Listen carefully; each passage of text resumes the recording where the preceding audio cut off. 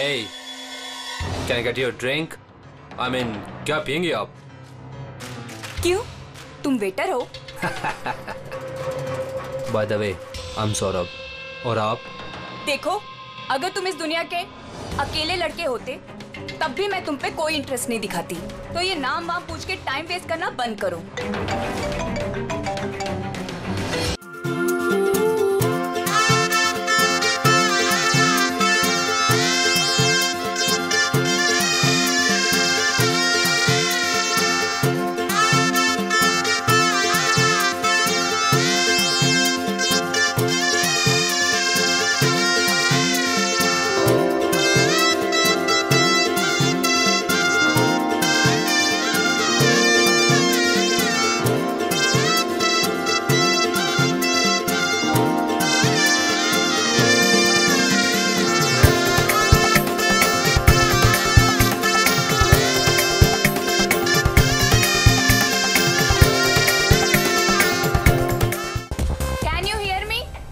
Tanisha,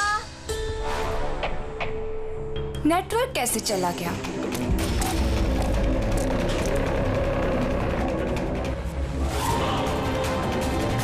phone क्यों नहीं लग रहा है?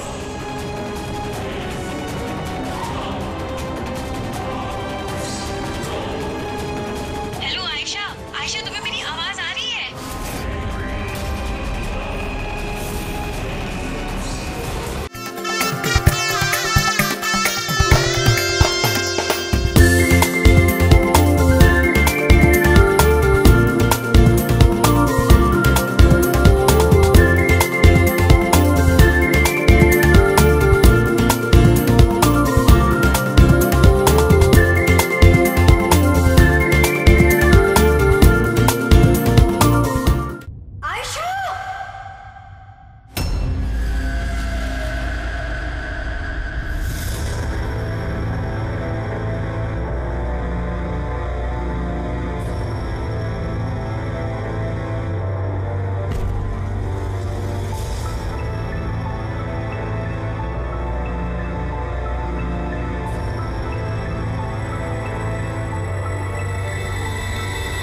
कैसे हुआ ये सब?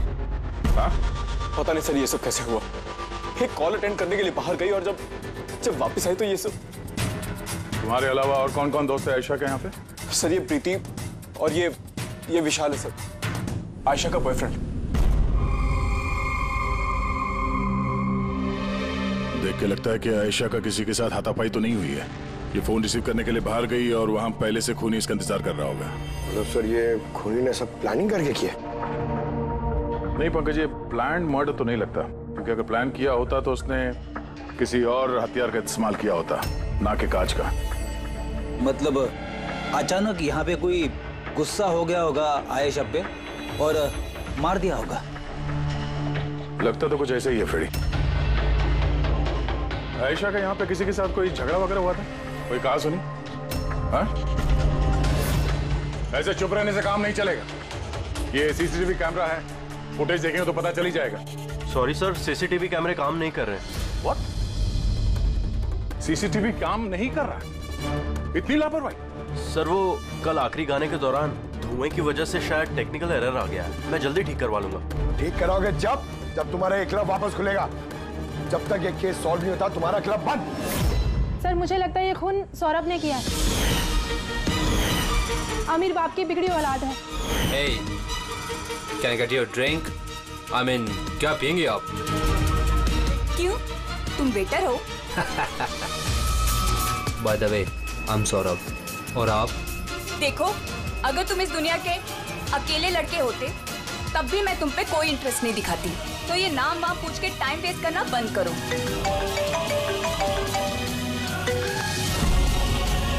और जब आयशा ने उसे टेढ़ा जवाब दिया तो वो गुस्से में उसके पीछे पीछे बाहर तक गया था. सौरभ कहाँ? सर वो तो नहीं है. तुमसे कहा था ना मैंने, कोई भी इस क्लब से बाहर नहीं जाएगा. सर जाने नहीं दिया. शायद वो जुर्म करने के बाद ही चला गया, आयशा के अंदर आने से पहले. आयशा और सौरभ बाहर किस तरफ गए थे? सर उस तरफ.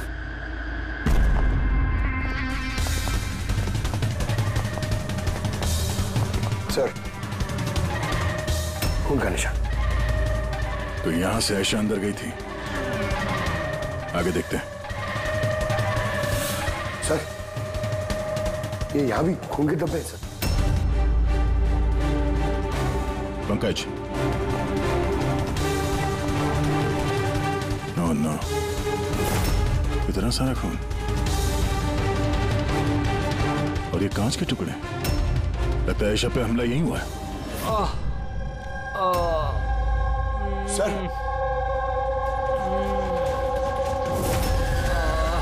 और नो, कहीं सो तो नहीं? इसकी हालत बहुत खराब है, एम्बुलेंस को फोन करो जल्दी। इस क्लब में इतने सारे लोगों के बीच एक लड़की का खून हो जाता है। बाउंसर्स का आता पता नहीं, सीसीटीवी कैमरा है पर काम नहीं कर रहा। और तो और यहाँ पे किसी ने कुछ होते हुए देखा नहीं है ना। कमाल की बात। आयशा मुझे छोड़कर नहीं जा सकती, हमें आना ही नहीं चाहिए था। विशाल प्लीज अपने आप को दोष मत दो, प्लीज संभालो अपने आप को। आपकी सहेली का यहाँ खून हुआ है और आपका ये रवैया है। अब तक यहाँ जो कुछ भी हुआ है उससे ये लगता है कि खूनी यहाँ पर आयशा को मारने के इरादे से तो नहीं आया था, तैयारी के साथ नहीं आया था। यहाँ इस क्लब में कुछ ऐसा हुआ जिसकी वजह से वो गुस्सा हो गया और उसने आयशा का खून कर दिया और साथ में सौरभ पे भी हमला किया। मुझे लगता है कि वो खूनी आप सब में से कोई एक है। बड़ी पंकज, यहाँ जितने हैं सबके डिटेल्स ले लो। माफ कीजिएगा रायमा जी, मैंने अपनी तरफ से बहुत कोशिश की, लेकिन अब मैं आपकी और ज्यादा मदद नहीं कर पाऊंगा। इट्स ओके डॉक्टर, आपसे जो कुछ भी बन पड़ता था आपने सब कुछ किया। अब हम इससे ज्यादा और क्या कर सकते हैं?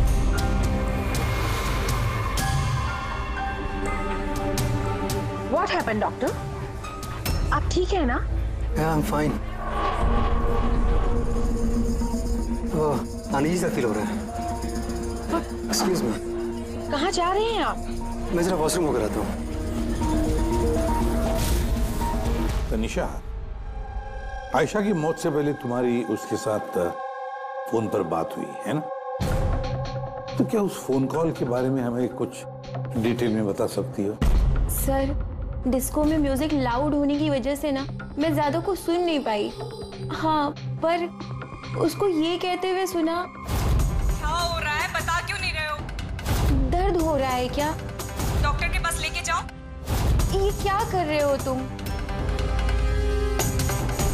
मतलब आयशा ये सब उस खूनी से कह रही थी? सर, उससे भी ज्यादा हैरानी की बात तो ये है कि आयशा का खूनी उसे कह रहा था वहां से भागने के लिए। बड़ी अजीब बात है। खूनी आयशा को भागने के लिए कहता है और आयशा को खूनी की चिंता है। तनिषा, एक बात बताओ, क्या उस आवाज को पहचान सकोगी जिससे आयशा बात कर रही थी? नहीं सर। सर, लेकिन अगर खूनी को आयशा की इतनी चिंता है तो फिर उसने उसे मारा क्यों? वही तो, खूनी को विक्टिम की चिंता है और विक्टिम को खूनी की चिंता।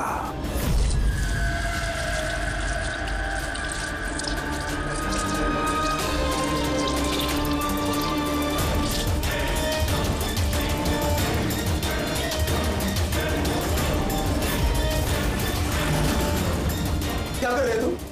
क्या चाहिए तुम्हें?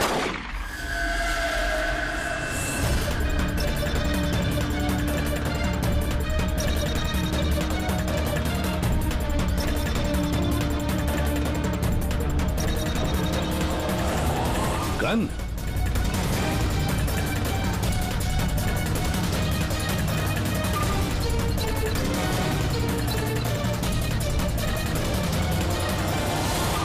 सर, इसके सर पे जो गोली लगी है उसके अलावा इसके पूरे शरीर पे कहीं भी चोट के कोई निशान नहीं है। ऐसा लगता है कि खूनी अचानक यहाँ पे आके इन पे गोली चला दी। ऐसे हुआ होगा। ये देखो, यहाँ भी खून है। एक बात समझ में नहीं आ रही सर, खूनी गन यहाँ छोड़ के क्यों गया? वो तो अपने साथ लेके भी जा सकता था गन को। वही तो बड़ी अजीब बात है कि खूनी ये गन यहाँ क्राइम सीन पर छोड़कर क्यों गया?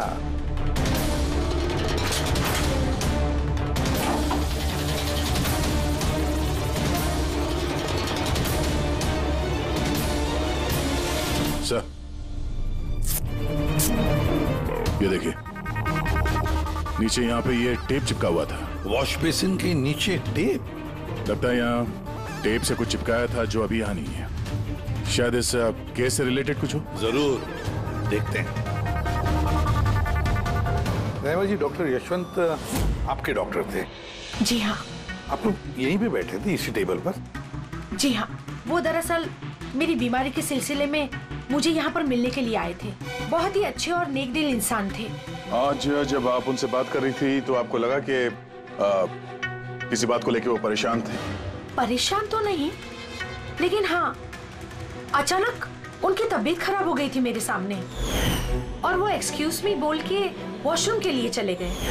मैं तो सोच भी नहीं सकती थी कि ऐसा कुछ हो जाएगा।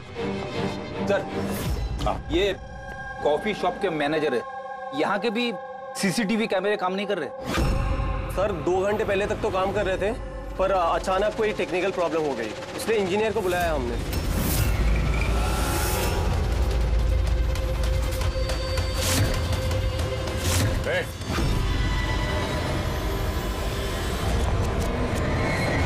रुको जरा यहाँ ना। हेलो सर, कैसे हो आप? मेरा हाल चाल छोड़ो, अपने सुनाओ। तुम दोनों यहाँ क्या कर रहे हो? वो ऐसे ही टहलने आए थे।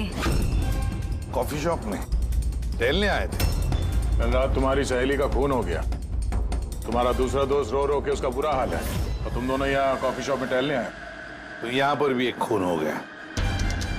ये कैसा संयोग है, हैं? सच में संजोगी है सर, क्योंकि हम तो जानते भी नहीं कि डॉक्टर यशवंत है कौन। हेलो, ले आओ उसे ब्यूरो। ओके जी, okay, thank you very much. पता है पंकज, बहुत सारे लोग थे डिस्को में जब आयशा का खून हुआ, और एक एक का फोन ट्रैक करना कि मर्डर के वक्त आयशा और यशवंत के पास तो नहीं था कोई। ये मेरी तो आंखें दर्द करने लगी है।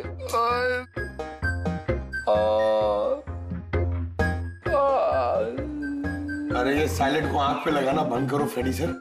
50 और लोगों के नंबर है जिन्हें ट्रैक करना है, ये काम शुरू करो। ये क्या है? सौरभ, अब कैसी है तबीयत तुम्हारी? शरीर के जख्म तो आज नहीं तो कल ठीक हो जाएंगे सर, लेकिन जो मैंने उस दिन देखा वो शायद जिंदगी भर मेरे दिमाग से कभी भुला नहीं पाऊंगा। ना मैं कल पब जाता और ना ही मुझे आयशा की चीख सुनाई देती। लेकिन आयशा के पीछे पीछे तो तुम गए थे, उसने तुमसे ठीक से बात नहीं की, इसलिए।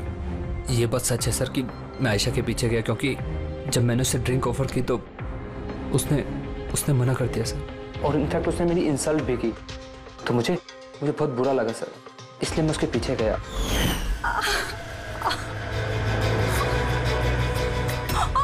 किसने किया ये सब? चलो तुमको हॉस्पिटल लेके चलता हूँ। हे रुक!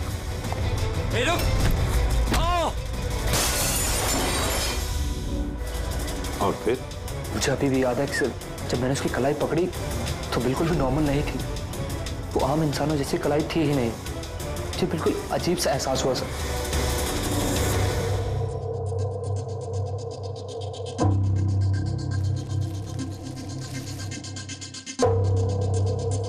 तो आप कह रहे हैं डॉक्टर साहब कि इस गन पे कुछ चिपचिपा सा लगा हुआ है? हाँ, और वो चिपचिपी चीज रबर टाइप की है, वो जैसे सेलो टेप में होता है ना, वैसा। Cello tape gun? ओह, तो खूनी ने पहले से गन वहां वॉश बेसिन के नीचे छुपा के रखी थी। तो ये मर्डर एक प्लान्ड मर्डर था। हाँ, लेकिन ये गन जिससे यशवंत का खून हुआ है और ये कांच जिससे आयशा का खून हुआ है, इन दोनों पे भी कोई भी उंगलियों के निशान नहीं मिले। लेकिन भाई, इस कांच के टुकड़े पर एक खास तरीके की कुछ केमिकल लगा हुआ है, जैसे कि वो प्लास्टिक केमिकल। अभी इस पर क्यों लगा हुआ था, इसका क्या इस्तेमाल है, ये पता लगाना भी बाकी है। लेकिन यही केमिकल इस गन पर भी लगा हुआ है, दोनों पर। डॉक्टर साहब, आप तो कह रहे थे कि इस गन पे वो सेलो टेप का गम लगा हुआ था। वो तो है ही, उसके अलावा ये भी है। इसके इसके अलावा एक केमिकल भी है। यानी ये दोनों मर्डर, इनका आपस में कोई ना कोई कनेक्शन जरूर है। और जुबेन का और प्रीति का दोनों क्राइम सीन पे होना कोई सहयोग नहीं था। बिल्कुल, तुम बिल्कुल ठीक कह रहे हो। और तुम्हारी बात ये एक और चीज प्रूव करती है। इन दोनों की लाशों पर मुझे एक जैसे फेरोमोन्स मिले। फेरोमोन्स यानी वो केमिकल जिनसे खुशबू आती है। हाँ, यशवंत और आयशा, इन दोनों की लाशों पर एक जैसी खुशबू। इसका मतलब बात साफ है, या तो दोनों एक जैसा परफ्यूम लगाते थे या फिर दोनों का खूनी एक ही था। जनरली एक औरत लेडीज परफ्यूम लगाती है और एक आदमी जेंट्स परफ्यूम। अब ये दोनों एक ही तरह का परफ्यूम लगाए, चांस थोड़ा कम है। यानी इन दोनों का खूनी तो एक ही है। आयशा की मौत के बारे में दो बातें पता चली है। एक उसकी दोस्त तनीषा ने बताई और दूसरी सौरभ ने बताई। तनीषा ने बताया कि खूनी ने आयशा को वहां उस पब में से भाग जाने के लिए कहा। अब दुनिया में ऐसा कौन सा खूनी है जो जिस इंसान को मारने गया है उसी से कहता है कि तू यहां से भाग जा? तो फिर खून करने आया ही था क्यों? नहीं नहीं नहीं नहीं नहीं नहीं नहीं, गड़बड़ है, कुछ ना कुछ तो गड़बड़ जरूर है। और सर वो दूसरी बात कौन सी? दूसरी बात सौरभ ने बताई। सौरभ ने कहा कि खूनी की कलाई कुछ अजीब सी थी, आम इंसान की तरह नहीं थी कलाई। शायद कलाई में रिस्ट वॉच या ब्रेसलेट हो। फ्रेडी जरा दिमाग लगा के बोलो, समझे? सर, हाँ सर दोनों क्राइम सीन में एक नंबर कॉमन है सर। किसका क्राइम? आयशा के बॉयफ्रेंड विशाल का सर। विशाल? विशाल? ये विशाल तो कॉफी शॉप में दिखाई नहीं था, तो फिर ये कॉफी शॉप में पहुंचा कब?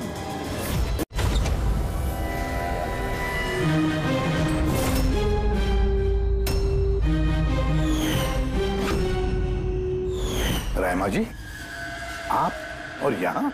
अब सर ये मेरा ही घर है, लेकिन आप लोग यहाँ पर कैसे? डॉक्टर यशवंत के खूनी के बारे में कुछ पता चला? रहमा, ये लोग कौन है? सीआईडी ऑफिसर्स हैं। सर प्लीज आप लोग आइए ना, प्लीज कम। सीआईडी? और सर ये मेरे हस्बैंड हैं और ये मेरा छोटा बेटा संदीप। और बड़ा बेटा विशाल, वो कहाँ है? लेकिन बात क्या है सर?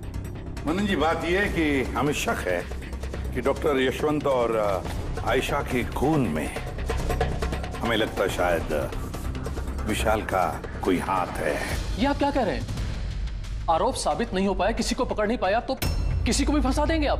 देखिए, सीआईडी का काम है मुजरिम तक पहुंचना, ना कि किसी बेगुनाह को पकड़ के ये केस बंद कर देना। अब जरा प्लीज विशाल को बुलाइए। भैया खून नहीं कर सकते, अब प्लीज उन्हें पकड़ के लेके नहीं जाना।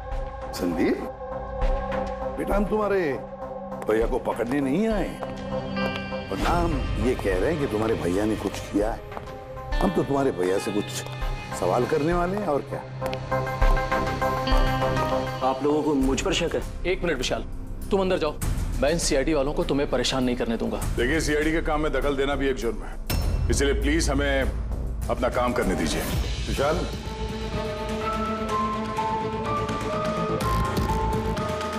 डॉक्टर यशवंत की मौत हुई थी कैफे में और तुम उस वक्त उस कैफे में थे। क्यों, किस लिए गए थे तुम? सर, मैं तो वहां पर जुबेन और प्रीति से मिलने गया था। मुझे नहीं पता था कि यशवंत अंकल वहां पर मम्मी से मिलने आने वाले हैं। आयशा के साथ तुम्हारी अनबन चल रही थी ना? मुझे बहुत बड़ा सदमा लगा है उसकी मौत का। पता नहीं उसके बिना मेरी लाइफ अब कैसे कटेगी। मैं कुछ दिन अकेला रहना चाहता हूँ। ठीक है, जा सकते हो तुम।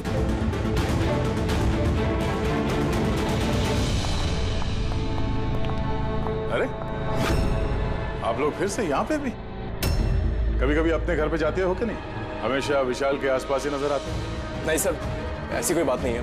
एक्चुअली बहुत उदास है ना आजकल, तो हमने सोचा कि उसके साथ ही रहें। बहुत जिगरी दोस्ती है, हाँ? जुबीन, प्रीति, विशाल, कड़ी नजर रखनी पड़ेगी इन तीनों पर।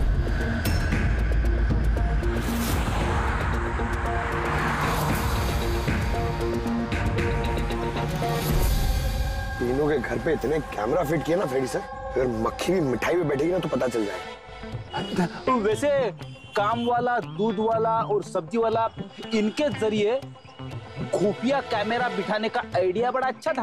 अच्छा था ना? मेरा नहीं था, दया सर का था। अच्छा?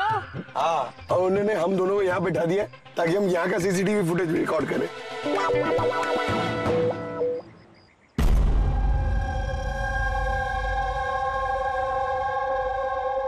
अरे बॉस, एक बहुत ही बड़ा सुराग हाथ लगा है जो इस केस की जड़ तक पहुंचा सकता है हमें। तू तो कब बताएगा?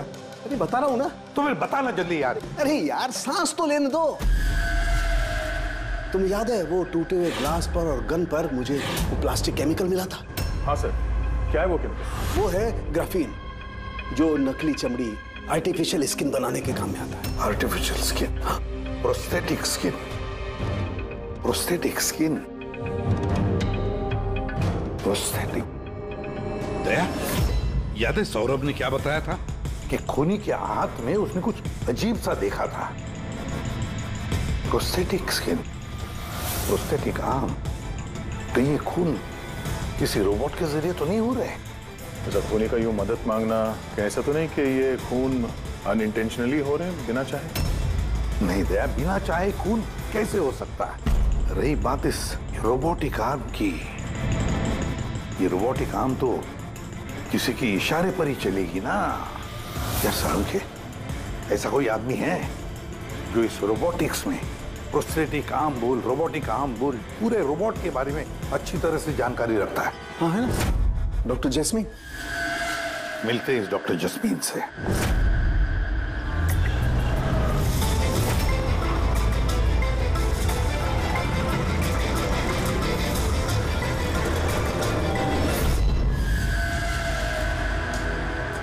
डॉक्टर जैस्मीन, हम ये जानना चाहते हैं कि अगर ये ऐसा वाला प्रोस्थेटिक हाथ लगाया हो, रोबोटिक आर्म, तो क्या वो आर्म, वो हाथ किसी दूसरे के इशारे पर काम कर सकता है? मतलब नकली बाजू लगाया गया है ए को, लेकिन इस बाजू से क्या काम करवाना है इसका कंट्रोल ए के पास नहीं बल्कि बी के पास है। क्योंकि हमें शक है कि इस केस में खूनी खून अपनी मर्जी से नहीं कर रहा है, कोई और उससे करवा रहा है। सर, ये सुनने में जितना मुश्किल है दरअसल नामुमकिन नहीं है। जैनिश, जरा दामिनी को अंदर भेजो। हाँ, वही मरीज जिसका कल टेस्ट हुआ था। मरीज?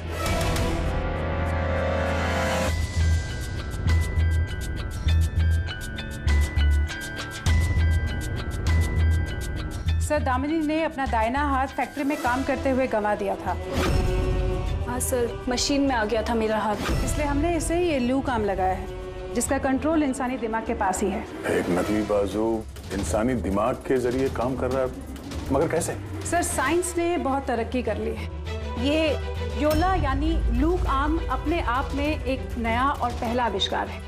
मान लीजिए इसमें एक चिप है, या यूँ कहिए इसमें एक सॉफ्टवेयर है जो इंसान के दिमाग की फ्रीक्वेंसी को पकड़कर ठीक वैसे ही काम करता है जैसे एक नॉर्मल ह्यूमन बीइंग का हैंड उठना, बैठना, चलना, ये सभी कमांड्स को समझता है। ग्रेट, साइंस ने वाकई बहुत तरक्की की है। वाकई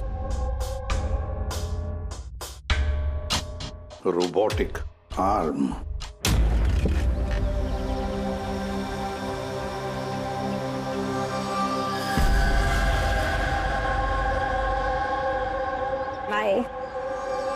वहाँ हक कर रहा है, इधर हम दोनों गाड़ी में बैठे हुए।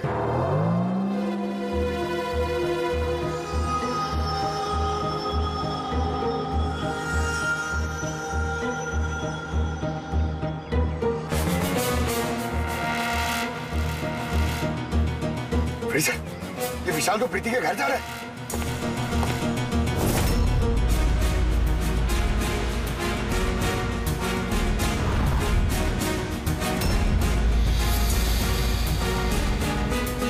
विशाल, तुम टेंशन मत लो, किसी को कुछ भी पता नहीं चलेगा। हम कोई ना कोई रास्ता निकाल लेंगे, ओके? ये लो, कॉफी पी लो।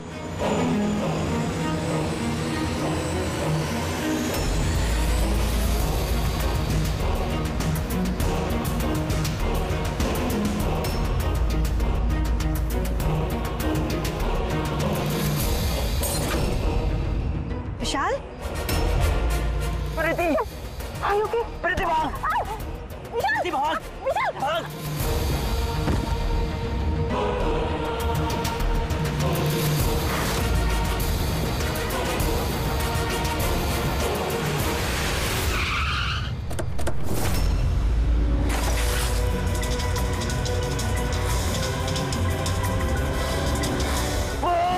विशाल, नहीं, विशाल छोड़।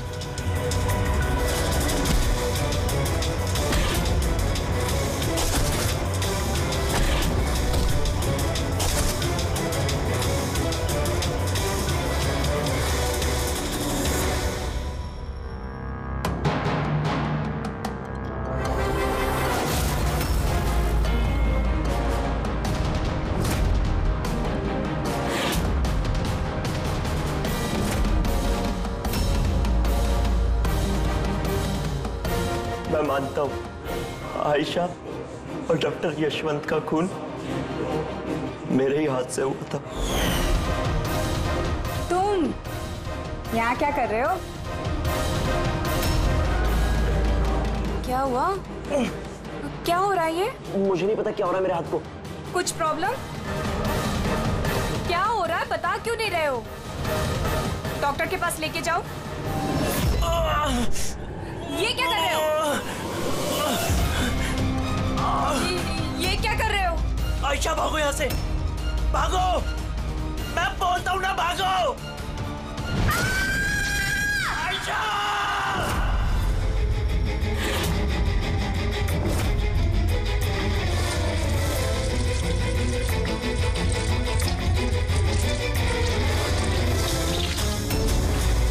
डॉक्टर निकलो यहाँ से। क्या कर रहे हो तुम? डॉक्टर निकलो यहाँ से। क्या चाहिए तुम्हें? डॉक्टर यहाँ से जाओ। डॉक्टर देखो गोली भी चला रहे हो तुम। डॉक्टर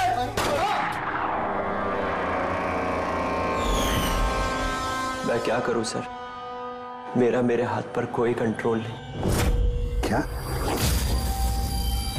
तुम्हारे हाथ पर कंट्रोल ही नहीं रहता? इसका क्या मतलब है? न जाने अचानक कभी कभी क्या हो जाता है। इसीलिए तुमने आयशा को वहां से भाग जाने के लिए कहा? हाँ सर, मैंने आयशा को वहां से भागने के लिए कहा था। आयशा भागो यहाँ से, भागो! और मैंने पूरी कोशिश करी थी कि मैं डॉक्टर यशवंत पर गोली ना चलाऊं। डॉक्टर यहाँ से जाओ। एक बात बताओ, क्यों गए थे तुम कैफे में?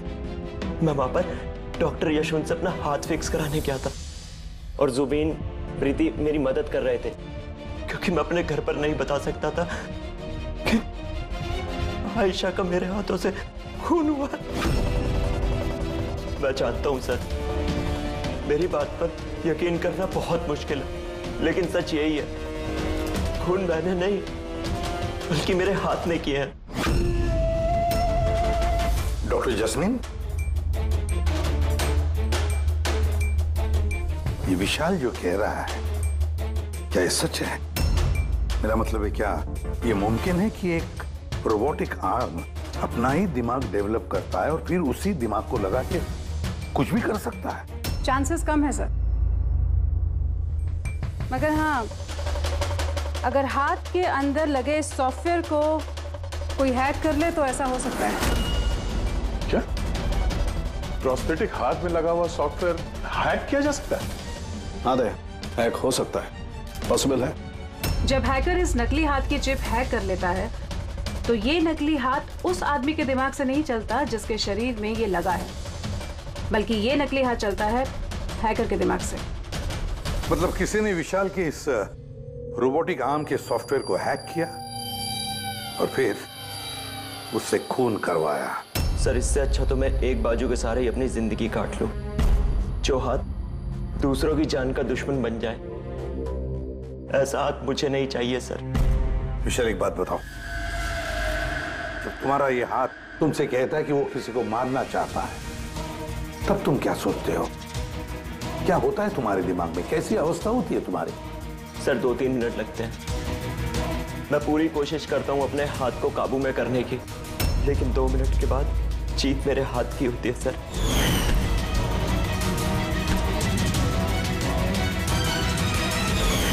चिंता मत करो, अब हम तुम्हारे इस रोबोटिक आर्म के अंदर एक ट्रांसमीटर फिट करेंगे, जिससे हमें पता चलेगा कि वो किसी को मारना चाहता है या फिर किसी और से उसे इशारा मिल रहा है कि जाकर खून करो।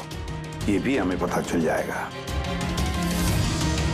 वैसे एक बात बताओ विशाल, ये तुम्हारा असली हाथ गंवाया कैसे? सर मैं पिछले साल खंडाला जा रहा था और एक रोड एक्सीडेंट।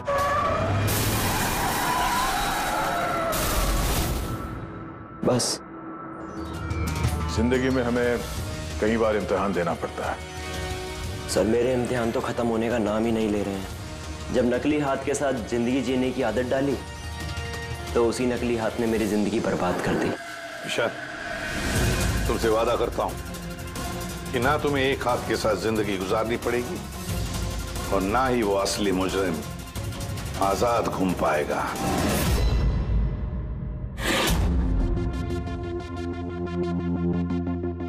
विशाल, मुजरिम ने पहले विशाल से आयशा का खून करवाया। आयशा जिससे विशाल बेहद प्यार करता था। फिर खून करवाया डॉक्टर यशवंत का, जो विशाल की मदद करते थे। और फिर जान लेनी चाहिए प्रीति की, जो विशाल की दोस्त थी। सारे के सारे विशाल के शुभचिंतक, सारे के सारे विशाल के आसपास वाले, सब के सब विशाल के करीबी। तो फिर ये मुजरिम कौन हो सकता है? कौन हो सकता है ये मुजरिम? ये भी तो कोई करीबी हो सकता है, विशाल का करीबी। पंकज, विशाल के एक्सीडेंट के सारे डिटेल चाहिए मुझे, सारे के सारे। हेलो सर, मैं जसपाल, कंप्यूटर एक्सपर्ट। जी। कंप्यूटर हैकिंग जानते हो? बड़े से बड़ा कंप्यूटर हो या कोई सर्वर, चुटकियों में हैक कर सकता हूँ। रोबोटिक आर्म का सिस्टम हैक करना है, कर सकोगे? जी सर, बिल्कुल। ये रहे सारी डिटेल्स। हो जाएगा सर, और इसके लिए मैं ट्रेस राउटिंग का यूज करूँगा। Trace routing? जी हाँ सर, इस तकनीक के जरिए विशाल के आसपास के जो भी कंप्यूटर है उन्हें देख सकता हूँ। अक्सर मशीन के आखिरी में जो होस्ट नेम एड्रेस होता है वही हैकर का होता है। अच्छा। और ट्रेस राउटिंग के जरिए हम शहर के किसी भी इलाके में बैठा अगर हैकर होगा तो इजीली पता चल जाएगा। फैंटास्टिक। अब जिस किसी ने भी विशाल के रोबोटिक आर्म का सिस्टम हैक किया, अब हम उसके सिस्टम को हैक करेंगे।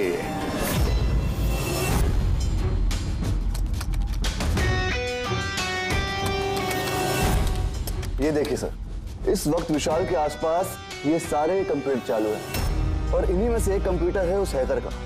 बस एक बार पता चल जाए वो कंप्यूटर कौन सा है, फिर हमारा काम आसान हो जाएगा। जसपाल जल्दी करो, हमारे पास वक्त बहुत कम है। विशाल ने आज मुझे घर पे क्यों बुलाया है? अंकल आंटी भी नहीं है और पता नहीं क्या बात है।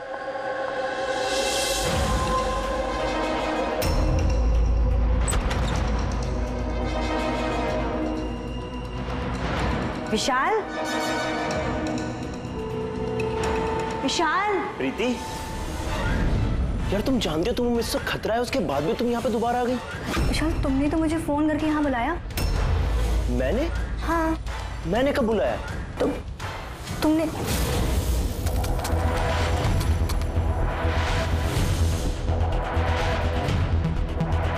वो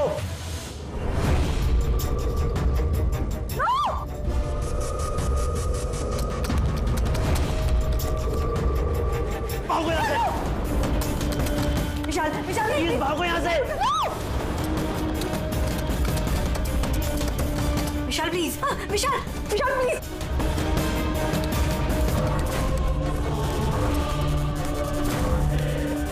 यस सर, उस हैकर की लोकेशन मिल गई है।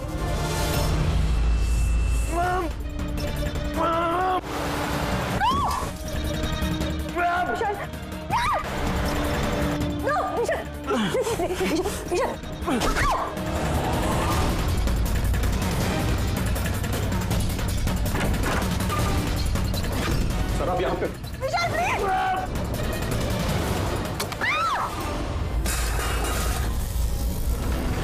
बहुत हो गई हैकिंग।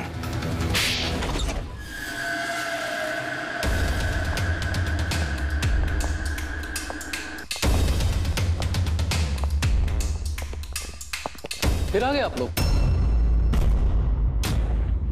अब ये मत कहिएगा कि आप विशाल को पकड़ने के लिए आए। जी नहीं, हम विशाल को पकड़ने नहीं आए, खूनी को पकड़ने के लिए, जो इस वक्त यहां पर मौजूद है। खूनी और यहां पर क्या कह रहे हैं आप? अब अपना झूठा इल्जाम आप किसके ऊपर लगाने आए हैं? मनन जी, पिछले साल एक गाड़ी का एक्सीडेंट हुआ था कंडाला में। 3 लोग थे उस गाड़ी में। 22 साल का लड़का विशाल, 15 साल का बच्चा संदीप और 9 साल की छोटी बच्ची सोनिया। गाड़ी विशाल चला रहा था। कार का एक्सीडेंट बहुत बुरा था। बच्ची सोनिया की जगह पे मौत हो गई और संदीप पैरालाइज हो गया। ये अभी चल नहीं सकता। ये सब आपको कैसे पता चला अंकल? इस एक्सीडेंट में सबसे कम चोट लगी विशाल को। हालांकि जो चोट लगी वो कम नहीं, विशाल को अपना हाथ गंवाना पड़ा। वैसे विशाल आपका सौतेला बेटा है ना? सर विशाल मेरे लिए सगे से भी बढ़कर है। सर आई रिक्वेस्ट यू, आप विशाल के लिए सौतेला शब्द यूज मत कीजिए सर। आई एम सॉरी मनन जी। काश सभी माता पिता आप जैसा विचार करते हैं। काश रहमा जी ऐसा विचार करती है ना रहमा जी? वैसे आपके मन में बहुत गुस्सा है ना विशाल के लिए, क्योंकि विशाल की वजह से आपको अपनी सगी बेटी गंवानी पड़ी और आपका सगा बेटा जिंदगी भर चल फिर नहीं सकता। आप क्या कहना चाहते हैं? हम क्या कहना चाहते हैं वो अभी पता चल जाएगा। पंकज,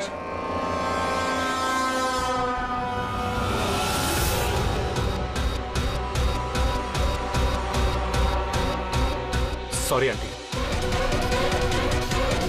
लेकिन मैंने इन्हें सब कुछ बता दिया कि आप ही के कहने पर मैंने ये सब किया। मैंने ही उन सॉफ्टवेयर्स को हैक किया था और मैंने सभी जगहों की सीसीटीवी कैमरास को भी हैक करके बंद किया।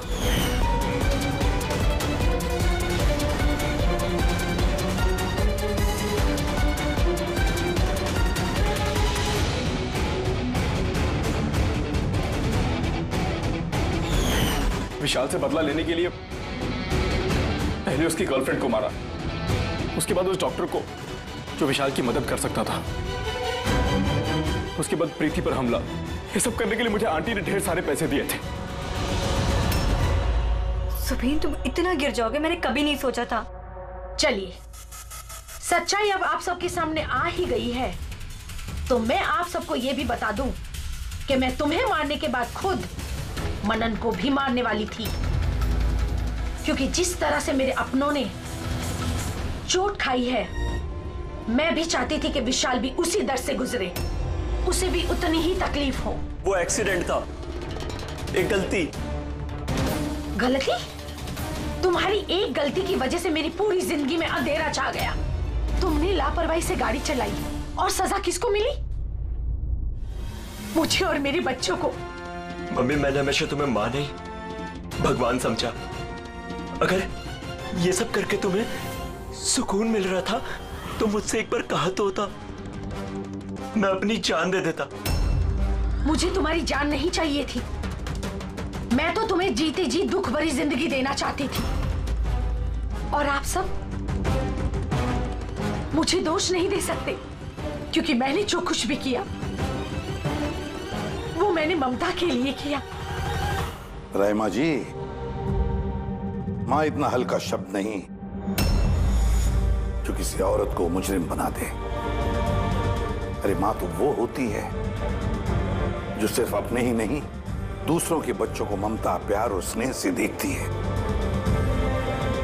विशाल भले तुम्हारा सगा बेटा नहीं था, लेकिन बेटा तो था ना, वो तुम्हारे परिवार का हिस्सा था। वो कोई माँ अपने बेटे से बदला कैसा ले सकती है? हाँ, वो भी इस तरह का बदला। दो लोगों को जाने गंवाई पड़ी।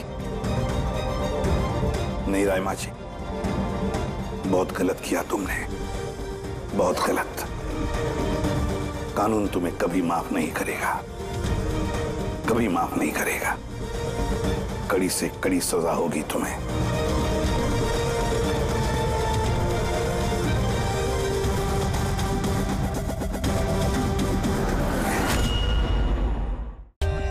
For more updates, subscribe to our channel, click the show links and enjoy watching the videos.